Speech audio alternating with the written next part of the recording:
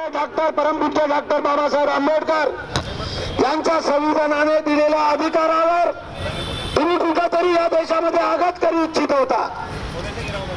405चा नारा दिला, लोक समजले 405 तुम्हाला कशासाठी पाहिजे? तुम्हाला बहुमतासाठी खासदार किती लागते?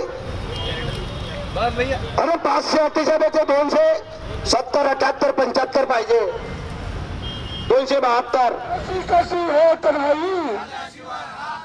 केंद्र सरकार मुर्दाबाद, केंद्र सरकार मुर्दाबाद। याचा लाईव्ह घेता का? संत्री फेकली रोडवर, झालीच पाहिजे। संत्रा मोसंबीला मदत झालीच पाहिजे, फळगाडीचे पंचनामे झालीच पाहिजे, शेतकऱ्यांनी नुकसान भरपाई मिळालीच पाहिजे, ही पीक पाहणीची चर्चा करण्यात झालीच पाहिजे, संत्रा मोसंबीला मदत झालीच पाहिजे, कास्तकारांना पाहिजे तेवढी मदत केलीच पाहिजे। विदर्भातील बरेच जिल्ह्यांमध्ये आपण पाहाल संत्रा मोसंबीचं उत्पादन होतं।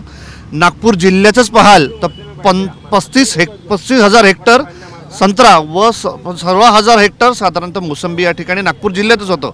या ठिकाणी मोठा अतिवृष्टीच्या कारणाने आपण पाहाल सततच्या पावसाच्या कारणाने बरेच ठिकाणी बहुतांश ठिकाणी त्या ठिकाणी संत्रा मोसंबीची गळ त्या ठिकाणी चालू आहे, विशेषतः मोसंबीची गळ चालू आहे। एक तर या ठिकाणी या सरकारने आपण पाहाल की मोठ्या प्रमाणात आमच्या शेतकऱ्यांची थट्टा मांडली आहे।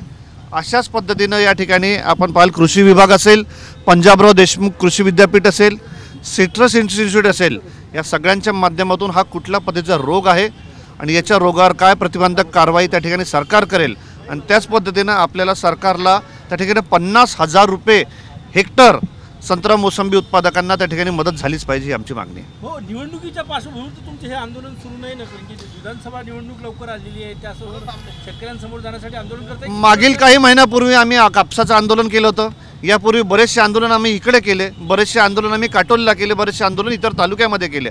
आजही त्या आंदोलनाचे 17 केसेस माझ्यावर चालू आहे। आम्हाला वारंवार त्या ठिकाणी कोर्टामध्ये जावं लागतं।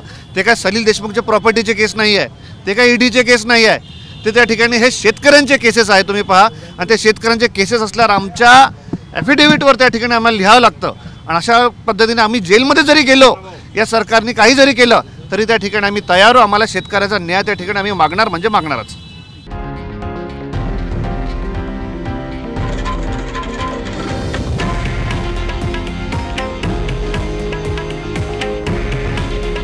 हे आहे देशातील नंबर 1 न्यूज नेटवर्क आणि आपण पाहत आहात TV9 मराठी। काळजी तुमची, हित महाराष्ट्राचं।